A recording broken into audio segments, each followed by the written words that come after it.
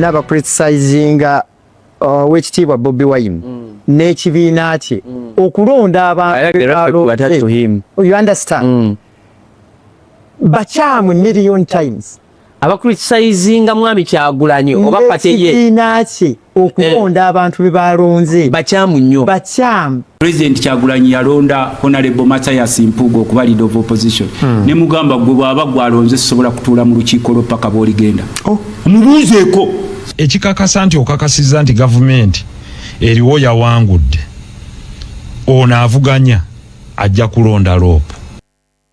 Okusinziira ku Honorable Lutamaguzi Ssemakula ye yakirabirawo nga lumu nti Mpuuga nsolima tugenda batubyetegereza mukwano gwaffe atuwuliriza twaha akagabo oluvannyuma lw'okulemererwa okuva mu kibiina ekya NUP n'adduka n'addayo mu kibiina kya NRM n'alemererwa okufuna kaadi ey'ekibiina kya NRM kati akaseppiki agezaako kawujja ng'akazze eno gye yadduka tugenda batwetegereza ekiri emabega w'ekyo n'ebigambo bye byagenze maaso n'okwogera omubaka w'ekibuga ky'e Mukono Honorable Nambooze Betty Bakireke avuddeyo n'alabula abo bonna abakwatidde ekibiina kya NUP bendera obutalagaaya oba obuteesuulirawo gwa naggamba obuteebaka mu kuyegera eddala olw'ensonga nti kaadi ekyasobola okuggibwako ekyo kyokka ekyokkuwa kaadi tekitegeeza nti wayiseewo. Atugenda batwetegereza ensonga omubaka ow'akawempe mu Mambuka Elias Nalukoola Luyimbaazi asinzidde era mu bitundu by'e Mukono n'ategeeza nti ke kaseera emyaka 40 gigende mu maaso n'okusigizibwa. Omukulembeze w'abantu Robert Kyagulanyi Ssentamu oyo yekka asaanidde. Muhammad Nsereko mu mbeera y'emu avuddeyo n'atangaaza n'aggyirayo ddala ekifaananyi nti ye ekyamazima bino byava n'ategeeza nti wakuwagira Robert Kyagulanyi Ssentamu yali asaagamu. Atugenda batumwetegereza njagala okutegeeza wakati ng'ekibiina kya NRM kikyagenda mu maaso n'okunoonya akalulu ekiseera kituuse nti waliwo we batuuka newankwadde bateekamu ensimbi bafumba emiceere ku luno babasanze balaba abalonzi babagobye emisinde kati okusinziira ku sipiika Annette Anita Among atunudde mu mbeera ey'okutya. Atugenda kubyetegereza mu mbeera y'emu omu ku baduumizi b'ekiwayi ky'amagye ag'omu bbanga amanyiddwa nga Lieutenant General Charles Okidi mu kuswaza kankuyite kuswaza kubanga amagye tegakkirizibwa akwenyigira mu byabufuzi avuddeyo n'atandika okubunyisa enjiri ey'ekisiru ku mukulembeze ow'ekibiina kya NUP. Njiri ki atugenda kubyetegereza olunaku olwaleero munda mu ggwanga erya Kenya lwe bagenda okugalamiza omubiri gw'omugenzi Raila Amolo Odinga. Atusuubidde abakulembeze ab'enjawulo okubeerayo ow'eggwanga nnyaffe Uganda n'abaayo abaffe ebyogerwa bituufu. Atulinze tulabe eyalikuwa omukulembeze eggwanga erya America Barack Hussein Obama yasindise obubaka bwe obukubagiza asonga eggwanga erya Israeli njagala okutegeeza limaze okukonfaminga abantu 11 battiddwa nga bafamire emu wali mu lwannanda lw'e Gaza. Eggwanga erya Pakistan ne Afghanistan bakkaanyizza okusirisaamu kw'emmundu songa Zelensky akulembera eggwanga erya Ukraine olunaku lwabadde lwakutaano yabadde munda mu ggwanga erya America yasinziddeeyo Trump n'amutegeeza kutula ddiru n'akasajja. Atugenda batubyetegereza akkiriza nkole mu katono nnyo bwe nti n'oluvannyuma nkomewo lukoye.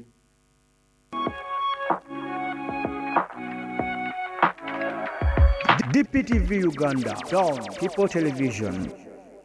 Ku DPTV Uganda webali nyebalire ddala yonna gy'osinza okugenda maaso n'okutuwuliriza awamu n'okutugoberera ennaku z'omwezi 19 mwezi gwa 10 mwaka 2025 nkwanirizako nnyo nnyini ddala ku lunaku luno olw'Essande abaakedde mu masinzizo mwebali nnyo mwebalire ddala obuteerabira akutendeeza Mukama asonga nammwe abaalukwatidde ewaka mmwe sabbiiti oba emmisa oba service ne mugikwatira ku terefayina ez'enjawulo mwebale nnyo mwebalire ddala. Nze Robert Senior bwe tugenda okutambula nga twetegereza ebintu ng'ebitambula munda mu ggwanga nnyaffe Uganda kwotadde n'ebweru waalyo nsonga za byabufuzi kwotadde ne mu ddwaniro tujja kgenda mu maaso twetegereze nga bwe nkutegeezezza ekitambulira mu lwannanda lw'e Gaza. Mwebale nnyo mwebalire ddala vidiyo nga bulijjo atukusaba busabi gituweere like mwebale ku sharinga mwebale commentinga kwotadde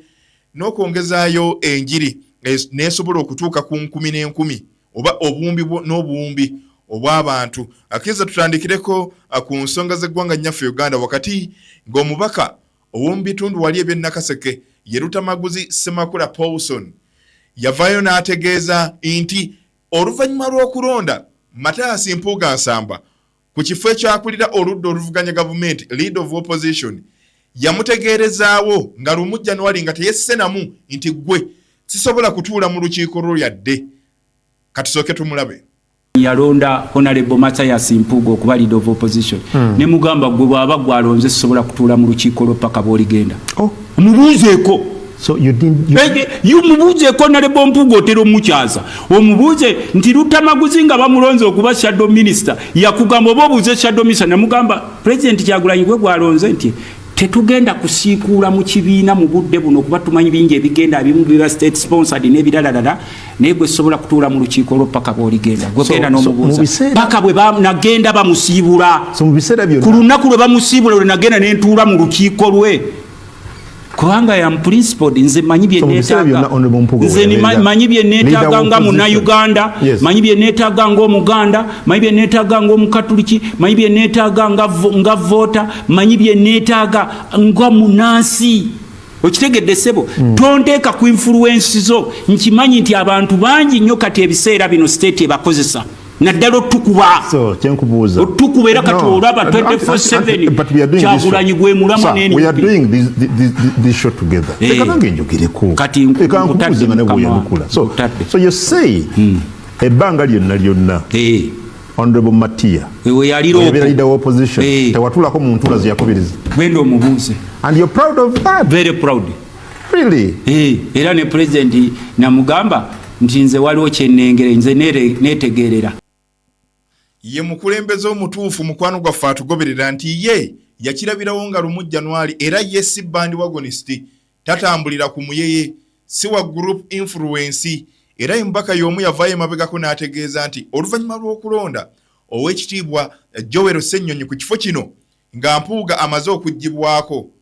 Mwami Lutamaguzi yavaayo n'ategeeza tuwonye ba leader of opposition ab'amasuuti aboogera enzungu kati we twolekedde kukola atolekedde mu kukola ekisanja kiri ekibadde ekyokwambala amasuuti n'okwogera enzungu kiweddeko kati ono gwe tuleese mukozi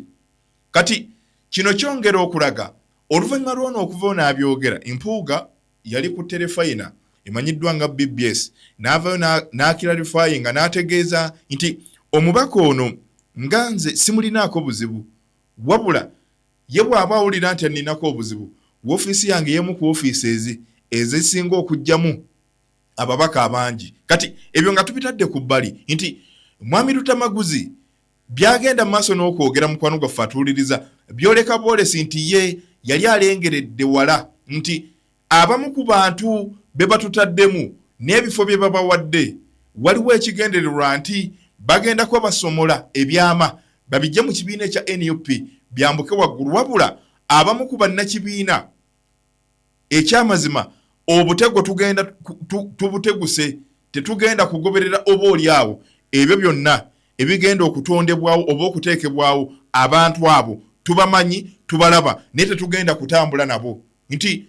avuddeyo n'ayongera n'akutegeeza nti ye siwa influence siwa peer pressure si bandi wagonist nti yono gwe batuwadde atukkiririze mu ye yawakanyizaawo ekisembo oba appointment eno eyaweebwa Mwami Mpuuga ku bw'ekifo kino ekya leader of opposition ekyo kyongera kwoleka bwolesi nti sijja kugamba nti Mungu yamulabikira wabula omukulembeze omutuufu eva omutwe gulina kubeera nga guli waggulu tolina kugukoteka nti ensolima yagirabirawo nga lumu Desemba lwe bamufuula leader of opposition era n'amugamba nti gwe tonsuubira okutuula mu lukiiko lwo yadde n'olumu olw'onookubiriza awo nga tuvuddewo njagala okutegeeza eyali munnakibiina ekya NUP Twaha Kagabo oluvannyuma lw'okulemererwa oba olw'okuwangulwa mu kamyufu ak'ekibiina ekya NRM wali mu bitundu by'e Masaka n'avaayo n'alangira nti waakujja bwa Namunigina olunaku lwabadde nnaku nga 2 emabega babadde bamuggyako interview yavuddeyo n'ategeeza nti ekibiina ekya NUP n'omukulembeze waakyo Robert Kyagulanyi Ssentamu abagenda maaso n'okukikolokota n'okukinenya kwabo bekyawadde kaadi ekyamazima ekyo kyemukola kikyamu ddala. Ekibuuzo kiri nti agezaako kwewujjira kasepiki sooka okkirize tumulabe. Oweekitiibwa Bobi Wine n'ekibiina kye okulonda abantu. You understand? Bakyamu million times. Abakriticizinga mwami Kyagulanyi oba Pateye. N'ekibiina kye okulonda abantu be balonze. Bakyamu nnyo. Bakyamu a million times. Be yalonze be batuufu ddala. No. Okusinziira ku kibiina. Kakati nze nnina okumanya kyenjagala. System yange gyensambisa. Njigamba mu bw'ati. Nsambisa omupiira nkwata kipa n'agusimulayo neetaaga strike omuwanvu ow'emufumbi anaagusiba ku kifuba. That is my style of play. Style yange of play. Oh. You people, my adversaries, my nemesis, temugenda kumbuulira ku system gye nkola. Nze njagala Haaland. Njagala Haaland basimuleyo omupiira gukubeyo. Mwabaagala silike moves biki wasayininge muzanye mu tiimu yammwe mu club yammwe. Njagala Haaland nateekayo emifumbi ku ba defender tuteebe. Kakati bw'otunuulira abawagizi ba NUP, abawagizi clout eya National Unity Platform, bw'oyagala kuŋŋamba nti balina bye baagala okuwuliriza ebyenjawulo nnyo ebyebuziba eby'obwongo. Of course not. Era ndaba wano abalala nga bazze ku pano bagamba nti twalabye manifesto y'ono manifesto. Who told you nti the vibration sphere clout ya Nuupu ye yagala okuwulira ebya manifesto bwefaanana? Ye n'ebigambo yategeera because abo abantu abagenda abagoberera Oweekitiibwa Bobi Wine si balalu kye baagala. Nakugambye nti politics is women. Tewaliwo SI units international standards z'okimirako nti kino bwe kyolina okukola abantu bakole ki. Kakati n'olwekyo bwe baba nga bali beebo be baalonda beebo abasobola obbakolera bo kye bakola ki tebanoonya. So to this wanga nayo yali awakagabo luli eri teri yayogera bingi.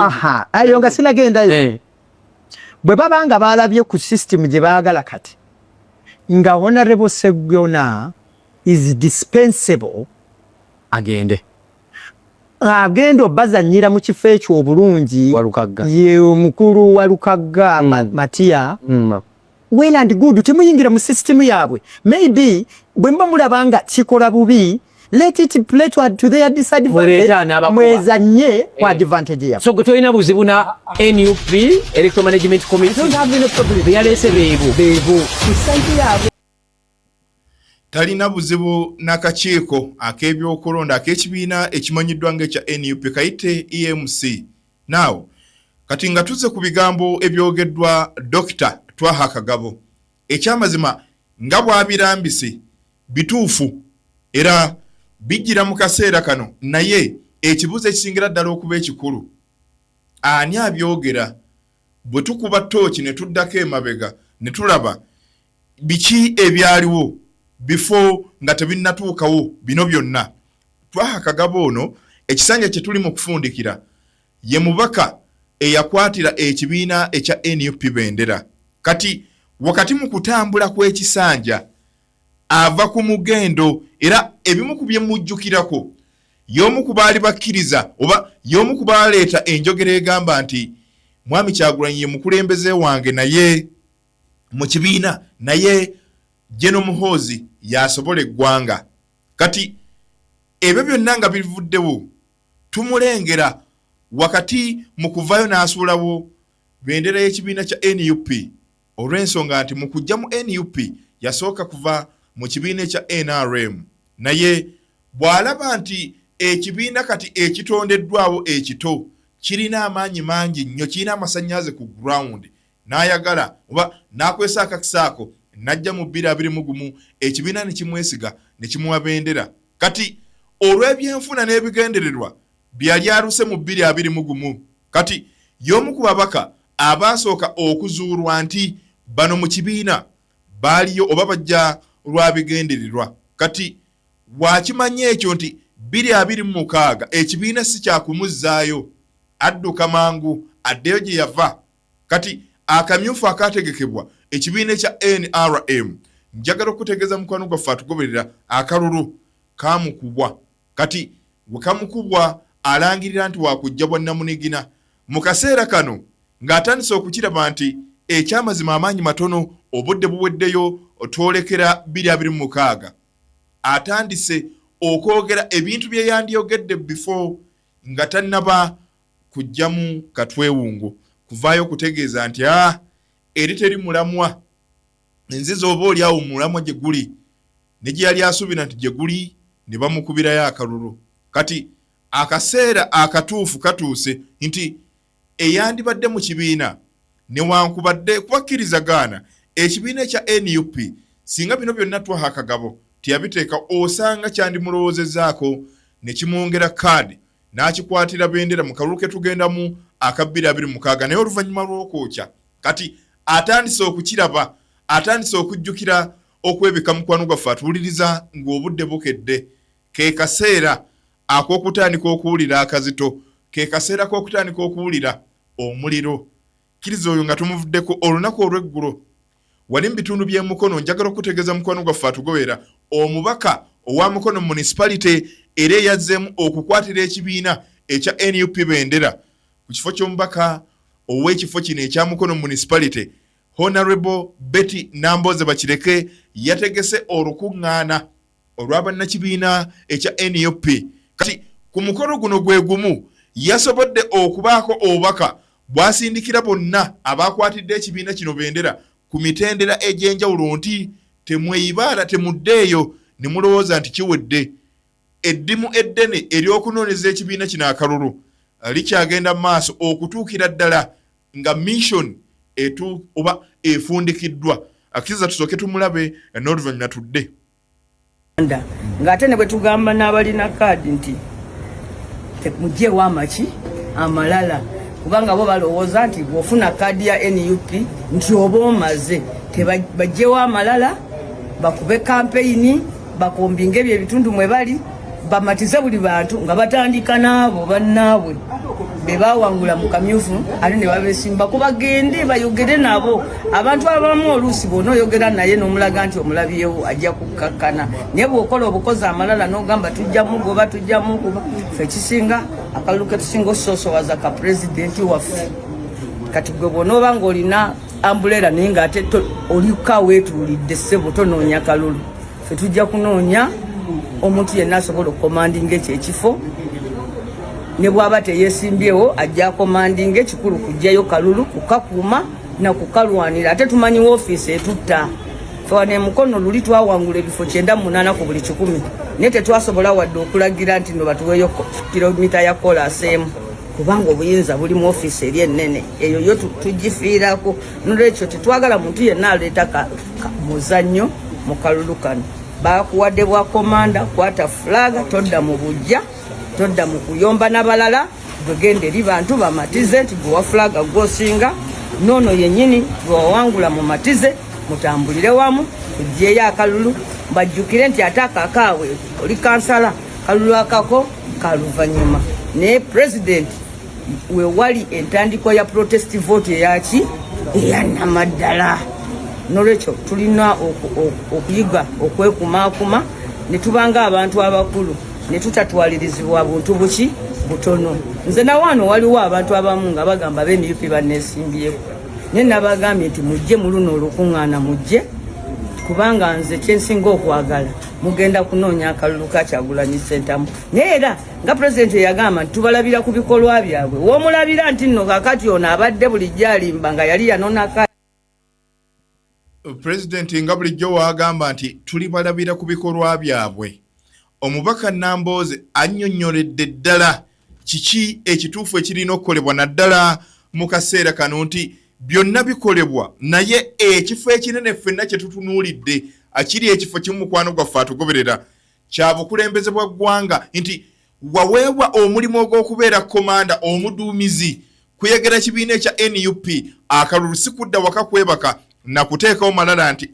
nze ekyange kyawedde dda ekyange kyayengedde dda palamenti ngenda kugiyingira ngenda kufuuka kansala ngenda kufuuka meeya oba ngenda kufuuka ssentebe wa disitulikiti nedda ekigendererwa ekikulu nti tokoma ku kifo kyokka kyakuweebwa kaadi wabula omukulembeze w'ekibiina principal Robert Kyagulanyi Ssentamu eyakwesiga wakati nga obuyinza abukwasa akakiiko akaali kavunaanyizibwa okusunsula abo bonna abagwanidde okukwatira ekibiina kino bendera ku mitendera egy'enjawulo wakati nga mubaka oba ye mukulembeze akwatidde ekibiina kino bendera ku ntebe ennene ey'eggwanga kubanga omubaka akutegeezezza nti newankubadde yasobola okuwangula ebitundu 98 wali emukono mu kisanja kino kye tuli mu kufundikira teyasobola kuvaho n'ategeeza nti twetaaga oluguudo luno luyibwe kolansi olw'ensonga akimanyi bulungi woofiisi evunaanyizibwa ku ebyo weebeera nga tennakyusibwa ne bw'onoyogera tebijja kukola kati nabwe kityo omulimu omunene nga bannakibiina abawagizi kwotadde abo bonna abakikwatidde bendera kuyega kunoonya kalulu kukomandinga ebitundu ebyenjawulo bw'osinziira oba by'osuubidde okutwala nti newankubadde balina okulaba oba balina okulaba ku lunaku luli ekigendererwa ekikulu kusooka kusekiwalinga kalulu ka mukulembeze His Excellence Robert Kyagulanyi Ssentamu CAM 2026 ku mukolo gwe gumu omubaka akwatidde ekifo ekyakawempe omumambuka abendera Elias Nalukoola Luyimbazi njagala okutegeeza newe yasinzidde najjukiza abo bennyini abali mu buyinza myaka 40 nti ke kaseera omukulembeze omujja akwate ekintu akitereeze ekyo kyonna kye mwayonoona nti myaka 4 tetulina kye tulaba omusajja akonkona mukyalemedde oba oli awo mu bintu bye byezedda mu 2021 akiza tusoke tumulabe nze nyinza obutettanira kubeera ene mukono okuddamu bajjukiza nti yeffe ab'NUP abaliko ng'akabonero kafambuleera nga ffe abalina omukulembeze ow'enkizo nga ye Kyagulanyi Ssentamu okubabuulirako nti ddala okulonda kutuuse naye akalulu si kooli ayambadde enkofiira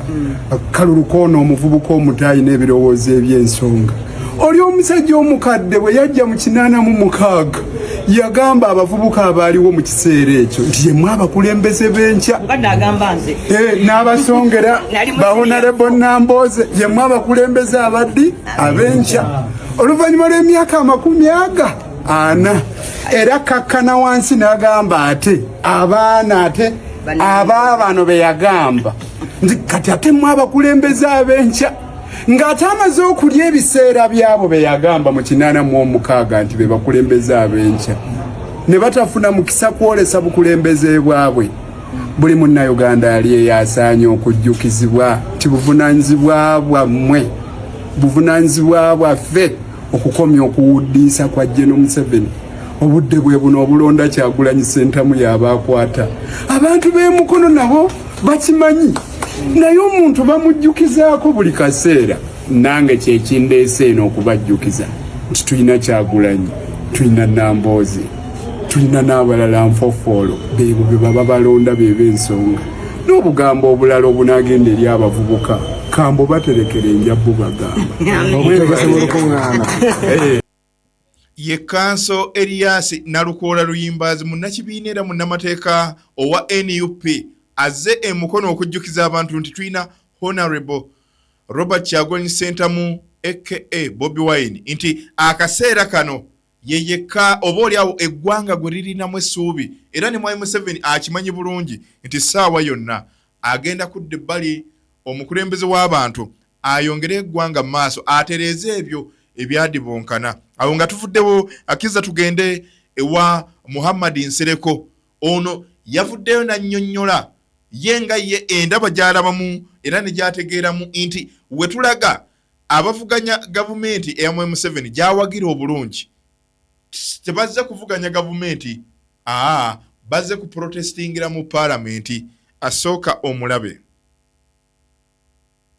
nti okakasiza nti gavumenti eriwo yawangudde ono avuganya ajja kulonda loopu true or false leero ennaku z'omwezi mmeka ziri 14 omaakinganga ebigambo byange Mwai Museveni bwe banaamulanga nti awangudde opposition ejja kulonda leader of opposition kitegeeza ki kibannyonnyole omuntu akulira oludda olukola ki oluvuganya government oludda oluvuganya oludda oluba lwakoze eki olwawanguddwa sikyo ne lukkiriza nti lwakoze eki lwawanguddwa leero ennaku z'omwezi mmeka 14/10/2025 singa electoral commission eyagaano tukakasa emikono gyaffe erangirira mwami Babakama n'alangirira nti Museveni yawangudde osuubira abeeyita opposition tebajja kulangirira leader of opposition bajja mulangirira kubanga era amateeka bagagamba aga parliament damu kyabuwaze si kyabuwaze protest kitegeeza kuwakanya buli kimu kwekalakaasa kuwakanya kuguguba tuganye bwe tutalidda wano nga batandise okukyusa ekiganiro kati tugenda mu protest parliament nti kati tugonze tujja kukolako naye nga tuprotestingira eri olunaatuukayo wadde akalulu kaffe bakabbye befuula abeekyamba nga mu weeks 2 bamawulira bamale badde baggaye nti kaakati tujjanga kuteesa nga bwe twekyanga. Mukatambi aka Honorable Betty Namboze ketukulaze wabadde akafundikira oba wabadde afundikira obaka bwe yategeezezza nti tuli balabira ku bikolwa byabwe bw'otunuulira era bw'owulira Muhammad Nsereko ng'ayogera ategeezezza oba y'omu kubalowooza oba kubagamba nti bo bava ku ludda oluvuganya gavumenti b'opposition ne Ecological Party eyalemererwa obutaleeta mukulembeze oba mubaka avuganye ku kifo ky'obukulembeze bw'eggwanga kati nabwe kityo bw'oba omuwulira ng'ayogera tolina yadde n'awamu w'olabira nti ono ava ku ludda oluvuganya oba oluwakanya gavumenti eri mu buyinza jjukira before nga tannabakola Ecological Party y'omu ku ba rebel MPs abaava mu kibiina ekya NRM munnakibiina lukulwe kati bw'oŋŋamba nti ekyokulabirako waneeno tulina abawagizi b'emipiira abamu bawagira Arsenal, Man U City n'ebisigadde kati oli bw'avaayo n'agamba nti kati nze sikyawagira Arsenal mpagira City aba alimba nti Arsenal bw'ebeezannya kkiriza gaana ajja kudduka alingiza alabe kiki ekifo eyo newankwadde akugambye nti awagira City kati kyekiri ku basajja bano nti newankwadde omuwulira nti ayina ekibiina kye Ecological Party ekibiina mwe yali mu kusooka NRM kyagamba nti yasuulawo nkulayirira tekiyinza kubaako kye kikola ekibi oba ekirungi n'awulira nti tekimutuuse ku mutima kati bw'owulira ebigambo byagenda mu maaso n'okwogera ali mu kuttattana na kugezaako kunafuya abo bonna abalafuubana okulaba nga bakyusa ekintu ali mu kugenda mu maaso na kubazannyira ku bwongoba na kukwesa ebyo ebigambo azannye atondewo ekimanyiddwa nga mind wo olutalo olukyusa obwongo naye ebimu ku bintu ekibiina ekya NUP bye kirina oba bye kisobola abantu nga Bansereko ekyamazima okubakwasaganya ne babassabe balina okuba ku kibiina ekya NUP kuyisa mukka mu kisero mu mbeera emu ekibiina ekiri mu buyinza ekya NRM ekyavayo ne kikakasa nti system infu wabaddewo ezimu ku campaign ezibaddeko General Kaguta Museveni before nga tannaba kutuuka bano abasookawo okusanyusa abantu bannakibiina ekyo bagudde ku kyokya bagenza okusanga be bazze okusanyusa babakoowa dda alengera nasisi w'omuntu bino bye bimu ku bintu by'otasobola kulaba mu kibiina ekya NUP nga bituukawo nti bemuzze okuwa obubaka bemuzze okuba enjiri ate bo baagala nkyukakyuka tebalina kye baagala kuwulira kiva gye muli sooka olabe enjegeeni yabaddewo wakati nga bagobaganya NRM olabe ne sipiika engeri gye yabadde atunula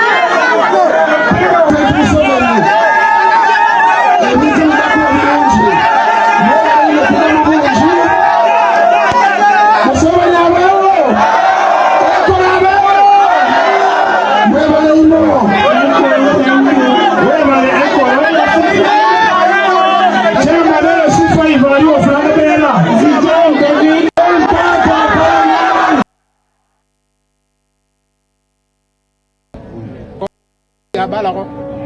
wan ko kwa cha ma do ko bangyo ka no ko daro muti na kati ba mi to ti ma kana pira bi che we di dong e to ko ma yot pien ko ngo ko pero amado wai mati tidi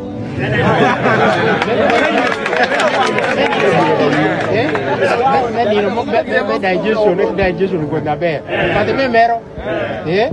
pati wati orwa muge do angeo pa wati orwa ayela pe uno baingia uno anda po ni ngia uno kani no mo ya siki kilwa ya ka bimkan unti baika bimkan aha so bimkan ana kwa na bim primary school kan akato P7 na bimkan so ana biro obi me ai biro ka waka obi me bim primary school kana kwa no kanya kada achieve secondary school so ana poyo winyo luongo ni me ya ko ko ti kala monia ba chi do kan moro ni jokene no ne jokene nywa terwa tera ipodi adi poni no ri bedo kam ko ti chale gini awu ba ngima no ga boy wan Kampala he's enjoying outside eto bido ni no peko neno enti yelo wiji ka ko ne joni ko ni jomono ya bitoni kurere uninge ba mi lebno ka uni lewa tino chuo na mite chuo ne na dipie ne so wane ngele munaye inge uni ningo homosexual is LGBT one by mi doni youth la mewani o bangare gino ko titik non emi gire chiling me chulo ni emi chiling eto ko dinen mo kuoni ya nyim iwoto ki pamba ka megi moro tuya tata na dum mbadi ko metia kino tino mado ko babe ko balo ja bala ko wan ko kwa cha ko mado ko bangyo ka no ko daro muti na kati ba mi to ti mo kana pira bi che we di dong eto ko ma yot pien ko ngo ko pero amado wai mati tidi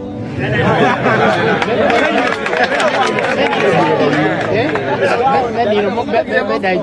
digestion ko na be pati me mero pati wati orwa muge do angeo pa wati orwa ayela pe uno baingia uno oyo gogenda maaso n'okulaba mukwano gwaffe atugoberera ye muduumizi ow'eggye ery'omu bbanga liyite Air Force munda mu ggwanga lino ono mu mbeera etakkirizibwa okusinziira ku ssemateeka w'eggwanga nnyaffe Uganda atakkiriza mujaasi ali mu uniform ey'eggwanga okuba nti yeenyigira mu by'obufuzi kati ono yalabiddwako ng'agenda maaso n'okusiiga enziro wali mu bitundu gy'azaalwa omukulembeze ow'ekibiina ekya NUP era mu kugoberera kino Lieutenant General Charles Okidi teyakomyoko wakati mu kuvaayo n'avumirira awamu n'okugezaako okusiiga enziro eri omukulembeze w'ekibiina ekya NUP Robert Kyagulanyi Ssentamu teyakomyoko yatandise okusaasaanya ebifaananyi ebya mutabani we Solomon Kampala ali munda mu ggwanga lya America nga bw'ategeeza bannansi nti wakati nga mugenda mu kalulu famire oba abaana ba Robert Kyagulanyi Ssentamu bali munda mu ggwanga lya America bali mbulamu bulungi nnyo kati mwe abatalina makulu muli eno mugenda mu maaso oba oli awo n'okuba nti mufaafaagana obwavu buli mu kubasensera naye baaba be bali bulungi kati twatuuka ddi wano ekisookera ddala bw'otunuulira ebintu ng'ebitambula Robert Kyagulanyi Ssentamu wakati mu kulemberamu enkyukakyuka abaffe azikulemberera munda mu ggwanga lya Sweden tukimanyi bulungi nnyo era okusinziira ku ebyo ebyaliwo biraga nti neyakakunkumula eggwanga lino okumala emyaka 4 mu kugenda mu nsiko olutalo olwamala emyaka 5 nkulayirira emyaka 5 teyagimalaako gyonna ng'ali mu nsiko era naye yabeerayo ebbanga ttono ddala kati ebyo nga tubitadde ku bbali amaanyi Robert Kyagulanyi Ssentamu gayolesezza nti ono munnamagye Charles Okidi byayogera ekyamazima asisuubira nti oba oli awo bijjira mu kaseera kano ekisookera ddala atakkirizibwa kwogera ku byabufuzi okusinziira ku uniform gy'ayambadde olw'okuba nti sisitimu nfu munda mu ggwanga lino kino tekikoma bukomi kuttattana na kusiiga nziro kugezaako kuwuddisa bantu wabula kimenya n'amateeka awamu n'ekitiibwa ky'eggwanga olw'ensonga nti ffenna tukimanyi amagye tegakkirizibwa mukwano gwaffe atuwuliriza kwenyigira mu byabufuzi eby'eggwanga nnyaffe Uganda. Kkirizawo nga tuvuddewo ate ensonga z'eggwanga nnyaffe Uganda tusooke tuzifundiikirire mu kaseera kano tugendeko ali wabweru w'eggwanga naye tugenda kusookerako munda mu ggwanga erya Kenya twetegereze embeera eyimiridde etya olunaku olwaleero ennaku z'omwezi 19 nga bwe nkutegeezezza lwe bagenda okusiibula oba omubiri gw'omugenzi Raila Amolo Odinga lwe gugenda okuziikibwa ku bijja by'abajjajjaabe wali mu kitundu ekimanyiddwa nga Bondo mu kitundu ekimanyiddwa nga eky'Ekisumu. Kati embeera nga bwetambula njagala okutegeeza mukwano gwaffe atuwuliriza asofa kacyanga akomezebwawo munda mu ggwanga erya Kenya okusinziira kwa alipoota ezivayo ne zifulumizibwa zooleka abantu babiri be baakafiira naddala mu nkuŋŋaana ezo ez'enjawulo wakati nga omwagalo w'abangi abantu bazze okumukubako eriiso evvannyuma we tujjidde ku mpewo nga okusabira omwoyo gw'omugenzi awamu n'abantu abazze okumukubako eriiso evvannyuma omukolo kugenda mu maaso wali mu kitundu ekimanyiddwa nga Bondo mu bitundu oba mu ssaza ery'Ekisumu. Kati abakungu oba abakulembeze ab'amawanga ag'enjawulo basuubiddwa okutuuka munda mu ggwanga erya Kenya. Kati kuno kuliko omukulembeze ow'eggwanga nnyaffe Uganda Mwami Yoweri Kaguta Museveni asuubiddwa okutuuka munda mu ggwanga lino. Kati kuliko omukulembeze w'eggwanga erya Rwanda Paul Rutagambwa Kagame, omukulembeze w'eggwanga erya Somalia, omukulembeze w'eggwanga erimanyiddwa ng'erya Tanzania, bonna basuubirwa okubeera munda mu ggwanga lino mu kitundu ekimanyiddwa nga Bondo mu kubeerawo nga bagalamiza omubiri gw'empologoma eya Ssemazinga wa Afirika. Kati mu bimu ku bigenda maaso n'okutambula byatandikidde munda mu ggwanga erya Kenya nti omukulembeze wa kuno atali mu mbeera nnungi. Kati omu ku bantu oba ku batunuulizi b'ensonga okuva munda mu ggwanga erya Kenya oluvannyuma lw'okutandika okusaasaanya amawulire enkya y'olunaku olwaleero waliwo tweet evudde ewa Jeno Muhoozi Kainerugaba Foster Jeno omuduumizi w'eggye lya kuno ng'alabula bannansi b'eggwanga erya Kenya ne gavumenti y'omukulembeze Samuel William Ruto okweddako tekikkirizibwa kulanga oba kubika na kwogera ku mukulembeze ali mu buyinza naddala General Yoweri Kaguta Museveni nti ali mu mbeera mbi tekikkirizibwa era singa tekikomwa eggwanga erimanyiddwa ng'erya Uganda lyandikolawo akatiisa okusinziira ku tweet eyo ajje ngenda okuwaako mu maaso awo. Kati nabwe kityo ebyo byonna nga bigenda mu maaso n'okutambula eyaliko omukulembeze ow'eggwanga erya America Barack Hussein Obama yasindise mukwano gwaffe atuwuliriza obubaka bwe obukubagiza ab'enju y'omugenzi Raila Amolo Odinga. Jjukira omukulembeze oba yaliko omukulembeze w'eggwanga erya America Obama taata we bamuzaala munda mu ggwanga erya Kenya. Kati ng'ayita ku mukutu gwe ogwa X oba yali Twitter yavuddeyo n'ategeeza nti Raila Amolo Odinga kibadde ekitangaala eky'ebyobufuzi naddala munda mu ggwanga erya Kenya singa si ye eggwanga erya Kenya we lituuse naddala mu kubeera mu demokurasiya n'okuteeka ekitiibwa mu ssemateeka waalyo ekyamazima singa si ye singa ebyo byonna tebiriiwo. Era omukulembeze ono oba eyaliko omukulembeze w'eggwanga erya America abadde asuubirwa okutuuka munda mu ggwanga erya Kenya olunaku olwaleero mu kubeerawo ng'omubiri gw'omugenzi oba oliawo gugalamizibwa ku bijja by'abajjajjaabe.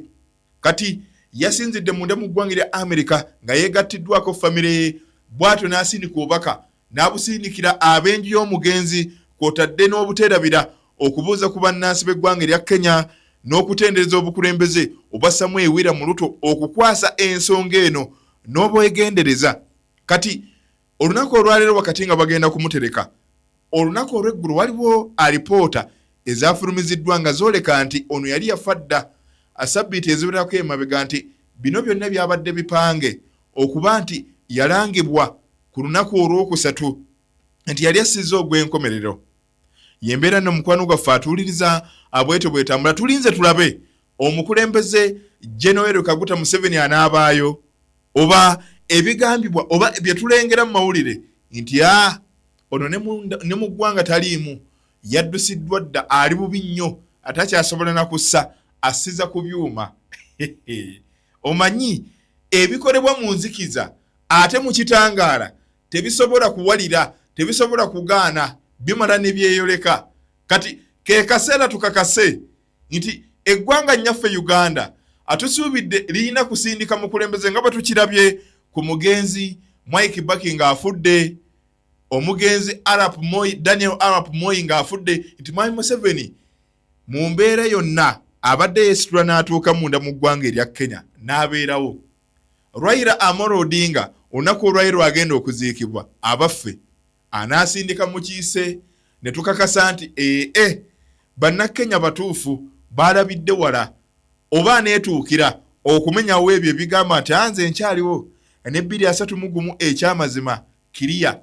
okumenyawo ebya Ssemunju bye yategeezezza nti ne bamulangirira nti awangudde oba akabbye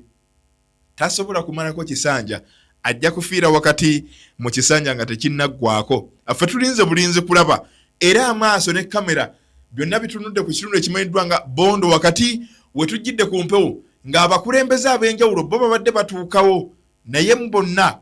mbadde sinnaba kulengera omukulembeze wa kuno ng'atuukawo. Atulinze tulabe akkirizawo nga tuvuddewo atugendeko ate wali munda mu ggwanga erimiddwa ng'erya Isirayiri okusinza ku mawulire agava munda mu ggwanga eryo gakakasizza nti bannansi b'eggwanga erya Palestine 11 nga banju emu amagye g'eggwanga erya Isirayiri gabasuddeko bbomu wakati nga babadde mu mmotoka boolekera mu kibuga ekimanyiddwa nga Gaza era bonna ne battibwa nga wakayita ennaku 8 zokka kacyanga sizifaya okusirisaamu kw'emmundu akugenda mu maaso n'okutondebwawo. Kati obulumbaganyi buno bwakoleddwa ekiro ekyakeseza olunaku olw'eggulo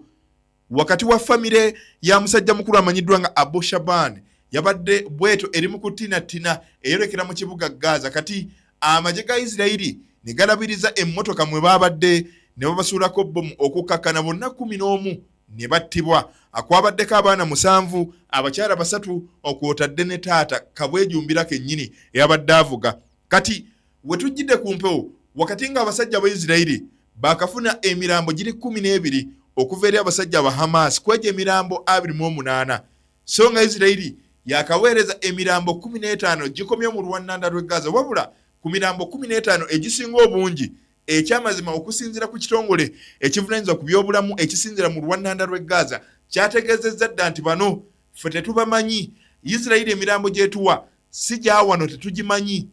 nti ne gyeweereza gyonna giriko obubonero obulaga nti gibadde gikyunyizibwa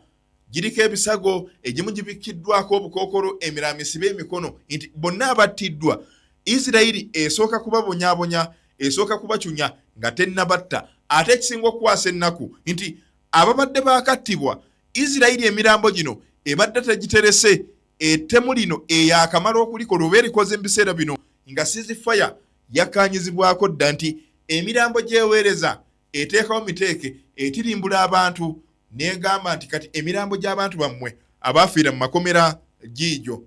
Kati okusinziira ku kitongole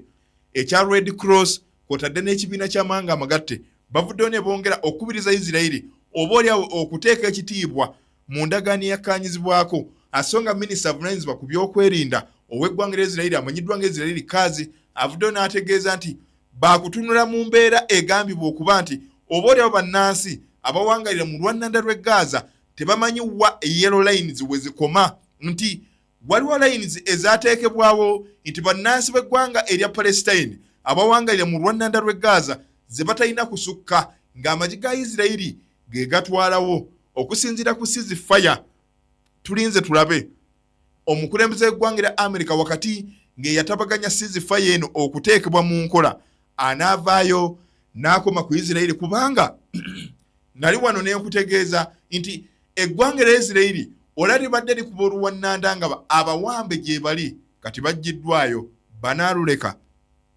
yembeera nno bwete bwegenda mu maaso n'okutambula asonga wali mu bufunze munda mu ggwanga lya Pakistan ne Afghanistan okusinziira ku getulengera gakakasa nti olunaku olw'eggulo amawanga gano abiri gaatudde mu kibuga Doha munda mu ggwanga lya Qatar ne bakkaanya ku kusirisaamu kw'emmundu okugenda okutwalira ddala akaseera akawerako ddala. Okusookera ddala olunaku lwali lwakuna amawulire agaavayo gaali gooleka nti bakkaanyiza okumala essaawa 48 nga basirisizaamu ku mmundu wabula olunaku olw'eggulo abakungu okuva munda mu ggwanga lya Pakistan ekibuga ekimanyiddwa nga Islamabad baatudde ne Afghanistan mu kibuga Kabul ne basituka ne bagenda mu kibuga ekimanyiddwa nga Doha munda mu ggwanga lya Qatar ne bateeka omukono ku ndagaano ey'okusirisaamu kw'emmundu. Kati bogenda mu maaso n'okulengera ye minisita avunaanyizibwa ku nkolagana n'amanga amalala ow'eggwanga lya Afghanistan kw'otadde n'ow'eggwanga lya Pakistan. Kati oluvannyuma lw'okusayininga endagaano ey'okusirisaamu kw'emmundu eyataddewo ekkomo ku lutalo olubaddewo okumala ennaku eziwerako ddala osobodde okuviirako abantu abasoba mu 100 okuttibwa so nga abasoba mu 300 okulumizibwa okusinziira ku ggwanga lya Qatar nga liyita mu kitongole kyalyo ekivunaanyizibwa ku nkolagana n'amanga amalala livuddewo ne litegeeza nti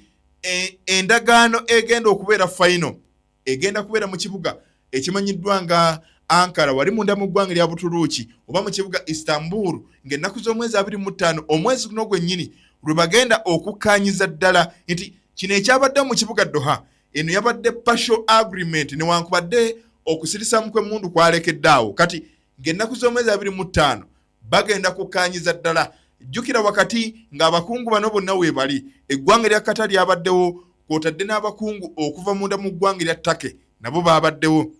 Embeera nno bweti bwe yatambudde okuva ali munda mu ggwanga lya Afghanistan wakati ng'abasajja b'eggwanga lya Pakistan babadde balumiriza abasajja abataliban abakulembera eggwanga lya Afghanistan nti babadde bavujjirira ekibinja kya Islamic State ne kijja kikola obulumbaganyi munda mu ggwanga erimeddwanga erya Pakistan ekintu oba olyawo abataliban kye bavuddeyo ne beegaana. Kati nga tugenzeko munda mu ggwanga lya America ne munda mu ggwanga lya Ukraine abirungi si birungi eri omukulembeze akulembera Ukraine Vladimir Zelensky oluvannyuma lw'okukyalako munda mu ggwanga lya America olunaku lwali Lwakutaano. Kati mu kugenda munda mu ggwanga lya America yali asuubidde nti eggwanga lya America nga liyita mu mukulembeze waalyo Donald J. Trump linaamuwa ekyokulwanyisa kiri oba olyawo Ukraine bulijjo kyejjeeroota ekimanyiddwa nga Tomahawk cruise missiles misaire egyolengera mukwano gwaffe atuwuliriza erina obusobozi obutolontoka kilometers 25,000 zemeyo 15,000 munda mu ggwanga lya Russia nti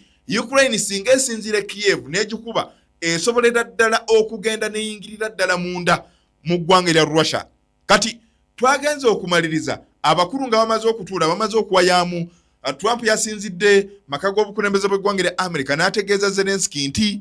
ebyokulwanyisa namuso ogenda okuba Russia tekigenda kusoboka. Ekisookera ddala ebyokulwanyisa tubyetaaga ng'eggwanga lya America. Ekyokubiri bwe tunaabikuwa impact gye biyinza okukola munda mu ggwanga erya Russia ekyamazima nene tutidde. Kati n'olwekyo kiriza otuule ne Putin mu kutula eddiiru ki gye bayinza okutula. Jjukira nali wano ne nkutegeeza ezimu ku nsonga eziyinza okuleetera oba olyawo olutalo luno okukomekerezebwa mukwano gwaffe atuwuliriza ng'ebigenda mu maaso n'okutambula nti eggwanga erya Russia kye lyagala ku Ukraine si kyekiri awo nti kyamaanyi. Baagala ebintu bisatu. Ekisookera ddala kankujjukize Ukraine okwesonyiwa ekirooto ky'okwegatta ku NATO. Ekyokubiri okuwaayo ebitundu byonna ebyawambibwa omusajja Omurussia 5 kw'otadde ekyokusatu ekisembayo amagye agava mu mawanga g'abazungu obutalinnya munda mu ggwanga lya Ukraine oba agagaliyo okulyabulira. Byebyo ebintu ebisatu Russia byeyagala oba olyawo olutalo luggwe yeddiru Trump gye yategeezezza oba gye yajjukizza Zelensky ng'ali munda mu ggwanga erya America. Kati munda mu ggwanga erya America njagala era okutegeeza mu mbeera y'emu nti omukulembeze waalyo amanyiddwa nga Trump asuubidde okuddamu okusisinkana Putin mu kibuga Budapest wali munda mu ggwanga erya Hungary oluvannyuma lw'okuwuliziganyaamu olunaku olwokuna ku ssimu. Tulinze tulabe ababiri bano wakati ng'ensisinkano eyasooka teyavaamu makulu eneebeerawo mu Budapest mu Hungary eneezaala ebibala kimu. Ekyokubiri Zelensky mu kuva munda mu ggwanga erya America n'addayo Ukraine nga tafunye ekyo kyabadde ayagala. Kitegeeza ki? Nti Trump yayogeramu ne Putin n'amutegeeza akasajja kagenda kujja wano enkya naye ekintu kigenda kubeera kitya. Tulaba syndicate mu byobufuzi mu lutalo olutambula kubanga kizibu kyakukkiriza naye nga ge mazima nti Trump olutalo nga erutambula munda mu ggwanga lya Ukraine ekyamazima lwamususseeko nti n'okutuuka okugamba nti tugenda kwongera okulabula amawanga agali wansi wa bendera ya NATO kw'otadde China ne Buyindi okulekerawo okugula amafuta munda mu ggwanga lya Russia. Kati Trump waabagaana okugula amafuta okuva e Russia banaagagulawa abaffe amawanga ge twogerako ebimu ku gasinga okukozesa ye gas kwotadde n'amafuta ate ng'eggwanga lya Russia mu nsi yonna lye lisinga okuguza amawanga gano amafuta yembeera nno bwetyo bwegenda mu maaso n'okutambula mukwano gwaffe wonna w'osinzira okutuwuliriza akkiriza asijja kugaziwa kusukkako wano kiza nsinzire wano nyongera okwebaza nti weebale kutugoberera awamu n'okutulaba okuva mu bitundu by'eggwanga ebyenjawulo naawe asinziira wali ebweru w'eggwanga abali mu kibuga Johannesburg munda mu ggwanga lya South Africa mwebale kutuwuliriza Doha, Bahrain, Kuwait, Saudi nga gosinzira mu kibuga Jeddah weebale kutuwuliriza asinzire Riyadh era munda mu ggwanga lya Saudi weebale nnyo ebalire ddala nga bulijjo ntambudde ne Morgan Keys 256 official World's Finest yabadde ku kamera oba ku lens ate nga ne mu production bwe tutambudde nti producer ate nga ne ku kamera yabaddeko munzikirize nyongere okubasaba video okugitwera like okukomentinga sharinga akwotadde gwe omupya teweerabira subscribinga nga bulijjo asajjima abaddewo okwekenneenya ensonga zonna nga bwe zirambikiddwa nze Robert Senior akkiriza tuddiŋŋane mu nteekateeka eziddako